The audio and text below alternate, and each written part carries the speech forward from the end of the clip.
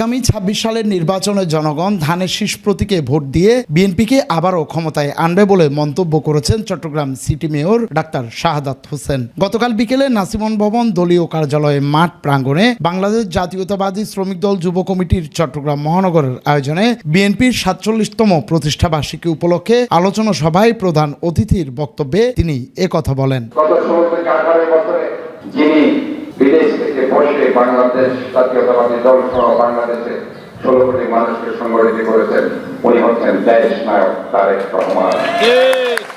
ইনশাআল্লাহ আমরা আশা করতে পারি গত ১৬ বছরের আন্দোলন সংগ্রাম পাশাপাশি গত জুলাই আগস্টে ছাত্র জনতাকে উদ্বুদ্ধ করার জন্য ওনার ভূমিকা কারণে ইনশাআল্লাহ আগামীতে ২০২৬ সালে যে নির্বাচন হবে সেই নির্বাচনে ধানের শীষ প্রতীকে ভোট দিয়ে বাংলাদেশের মানুষ বিএনপিকে আবারও ক্ষমতায় আনবে ইনশাআল্লাহ এবং দেশ নায়ক তারেক রহমান হবে এই জিয়া পরিবারের উত্তরসূরি আগামীর প্রধানমন্ত্রী। বাংলাদেশের জনগণ ওনাকে বিজয়ের মালা পরিয়ে দিবে আগামীতে প্রধানমন্ত্রী করে।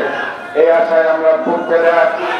৪৭ বছরের এই যে আছে ইনশাআল্লাহ আমরা সেটাকে ধারণ করি, সমস্ত নিষ্পেষণ নির্যাতনকে আমরা ধারণ করে, সমস্ত অন্যায় অনুষ্ঠান সবকিছুকে অবধর্মিত করে আমরা ঐক্যবদ্ধতার মধ্যে আজকে বাংলাদেশ জাতীয়তাবাদী দল যুব কমিটির অনুষ্ঠানকে আয়োজন করেছে। মহানগর শ্রমিক দল যুব কমিটির সভাপতি হাসিবুর রহমান বিপ্লবের সভাপতিত্বে ও সাধারণ সম্পাদক বোরহান উদ্দিন এবং নির্মাণ শ্রমিক দলের সাধারণ সম্পাদক মিটু ইসলামের পরিচালনায় এতে প্রধান বক্তার বক্তব্য রাখেন বিভাগীয় শ্রমিক দলের সাধারণ সম্পাদক কাজী শেখ নুরুল্লাহ বাহার। বিশেষ অতিথির বক্তব্য রাখেন মহানগর বিএনপির আহ্বায়ক কমিটির সদস্য মোহাম্মদ কামরুল ইসলাম, বিভাগীয় শ্রমিক দলের দপ্তর সম্পাদক রফিকুল ইসলাম। এতে আরও উপস্থিত ছিলেন মহানগর যুব কমিটির যুগ্ম সাধারণ সম্পাদক হাজেরা বেগম তানিয়া, মহানগর বিএনপির সদস্য কামরুল ইসলাম সহ মহানগর শ্রমিক দল, মহিলা শ্রমিক দলের নেতৃবৃন্দ। এর আগে প্রতিষ্ঠা বার্ষিকী উপলক্ষে আয়োজিত অনুষ্ঠানে অংশ নিতে জাতীয়তাবাদী শ্রমিক দল যুব কমিটি চট্টগ্রাম মহানগর, খুলশী থানা ও বিভিন্ন থানা কমিটির নেতাকর্মীরা র্যালি নিয়ে অংশ নেন।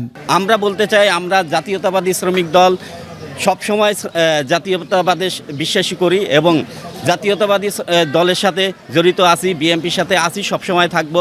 রাজপথে ছিলাম, আগামীতেও রাজপথে থাকবো ইনশাল্লাহ। আমি বলতে চাই যে সামনে নির্বাচন, এই নির্বাচনে আমরা সম্পূর্ণ শক্তি দিয়ে আমরা মাঠে কাজ করব, যাতে ধানের শীষ প্রতীক আমরা বিজয় করে নিয়ে আসতে পারি। বিগত আমাদের দেশনেত্রী ১৭ বছর যিনি কারাগার রাজবন্দী হয়েও নিজেকে সাহসিকতার সাথে এখনও লড়াই করে যাচ্ছেন এবং আমি নিজে হচ্ছি একজন আরএমজি সেক্টরের প্রেসিডেন্ট। আমি আরএমজি সেক্টর হিসেবে শুধু একটা কথাই বলবো, বাংলাদেশে যত শ্রমিক আছে, গার্মেন্টস আছে, প্রথমেই দেশ গার্মেন্টস তৈরি করেন আমার প্রেসিডেন্ট জিয়া রহমান। ওনার মাধ্যমেই আমরা গার্মেন্টসকে চিনেছি, ওনার মাধ্যমে গার্মেন্টসের লড়াই শিখেছি, ওনার মাধ্যমে আমরা সব কিছু সামনে এগিয়ে যেতে শিখেছি।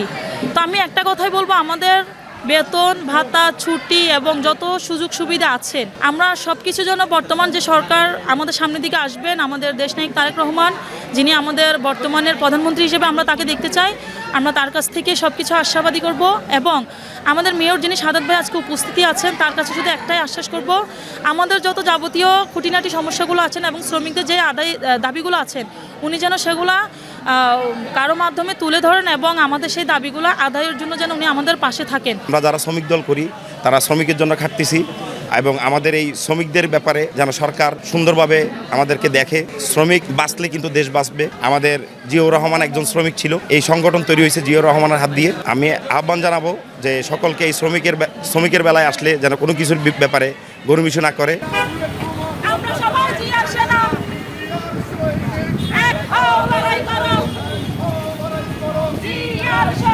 ডেস্ক রিপোর্ট, সময় নিউজ।